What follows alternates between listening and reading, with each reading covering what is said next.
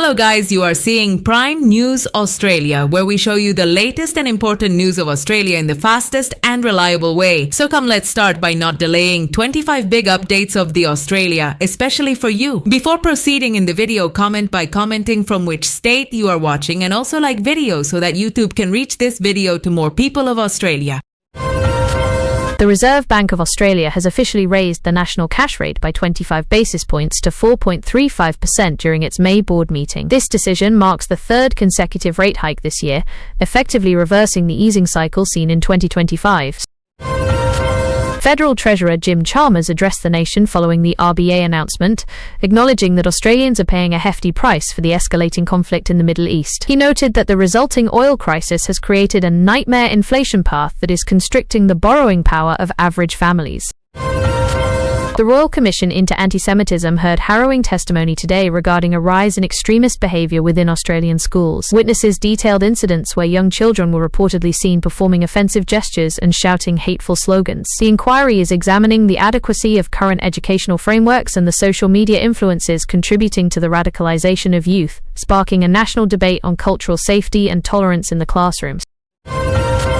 A new study published in the journal Nutrients reveals a significant long-term shift in Australian beverage consumption habits over the last 3 decades. Data indicates that Australians are moving away from sugar-sweetened drinks in favour of water and low-sugar alternatives. Industry experts attribute this change to proactive health campaigns and a broader range of available products, reflecting a sustained effort to combat rising obesity and dental health issues.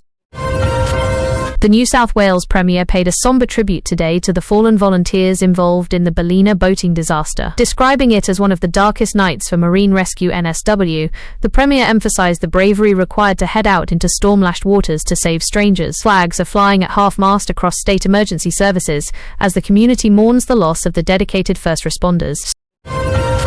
Pauline Hanson has confirmed she is considering a run for a seat in the lower house, potentially shifting her political influence away from the Senate.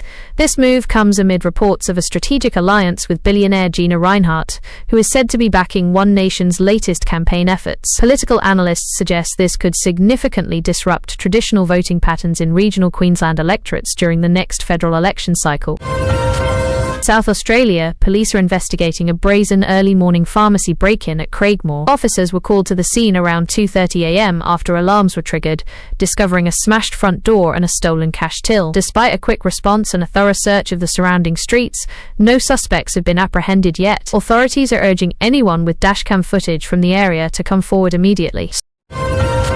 2 teenagers have been arrested in North Haven after being caught breaking into multiple cars along Gulf Point Drive. Police found the 16 and 17-year-old suspects in possession of a knife, balaclavas, and various stolen items, including bank cards and a camera. The pair has been charged with illegal interference and carrying offensive weapons. They were granted bail and are scheduled to appear in the Port Adelaide Youth Court. The search for a missing Australian hiker in the Canadian wilderness has been officially suspended by local authorities after days of intensive effort. The hiker disappeared in rugged terrain, and despite the use of thermal imaging drones and ground teams, no traces were found. Family members in Australia have expressed their heartbreak while thanking the Canadian search and rescue teams for their exhaustive attempts to bring their loved one home. Early voting has officially commenced for the Stafford by-election, with high turnout expected as voters weigh in on local infrastructure and housing affordability. Election officials have set up multiple polling booths to accommodate the influx of residents eager to cast their ballots before the weekend. This by-election is seen as a crucial test for the state government's popularity amid rising interest rates and general cost of living concerns. A recent Treasury report has revealed a sobering statistic for higher education, showing that 1 in 4 humanities students will take more than 25 years to pay off their student loans. The findings highlight the growing gap between tuition costs and entry-level salaries in the arts and social sciences. The federal government has announced an extension of tax breaks for electric vehicles to encourage the uptake of cleaner transport. As fuel prices remain elevated due to international volatility, the Labour government hopes this incentive will make EVs more accessible to middle-income earners. The policy aims to lower the total cost of ownership while helping Australia meet its ambitious carbon emission reduction targets over the next 10 years. Prime Minister Anthony Albanese is facing mounting pressure to introduce a gas export tax ahead of the federal budget. While the government has been hesitant to move on the proposal, many crossbenchers argue it is necessary to secure domestic supply and lower energy prices for manufacturers. The debate centres on balancing lucrative export revenue against the immediate needs of Australian businesses struggling with high operational costs this winter. Australia's Mona in Tasmania has announced plans to unveil a major new wing dedicated to experimental contemporary art. The multi-million-dollar project is expected to draw thousands of international tourists, further cementing Hobart's reputation as a global cultural destination. The new space will feature immersive digital installations and works by emerging Indigenous artists, providing a platform for voices that challenge traditional museum narratives and provoke public discourse.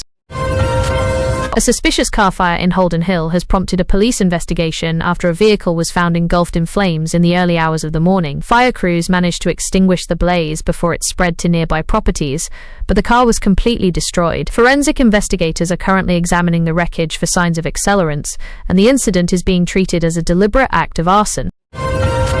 A driver in Port Lincoln has been charged after crashing their vehicle while significantly over the legal alcohol limit. The incident occurred late Monday night, resulting in the car hitting a utility pole and causing localized power outages. Thankfully, no other vehicles were involved, and the driver escaped with minor injuries. Police have used the occasion to remind motorists of the severe risks associated with drink driving during the holidays. A man in Victor Harbor has lost his driver's license and had his car impounded following a series of high-speed traffic violations. Local police spotted the vehicle traveling at nearly double the speed limit in a residential zone. The driver was issued an immediate loss of license notice and will face court later this month. Authorities emphasize that such reckless behavior places the entire community at unnecessary risk of tragedy. The Australian share market opened lower this morning as investors reacted to renewed tensions in the Strait of Hormuz. Energy stocks saw a sharp rise as global oil prices surged to $113 per barrel, but this was offset by losses in the retail and banking sectors. Financial analysts warn that continued geopolitical instability could lead to further volatility in the ASX 200 throughout the remainder of the trading week. The Victorian state budget is set to be handed down today, with a heavy focus on health and education funding. Premier Jacinta Allen has signalled that while the budget will be responsible, it will prioritise frontline services and essential infrastructure projects. There is significant speculation regarding potential new taxes on property developers to help bridge the current fiscal gap caused by rising construction costs and high interest rates.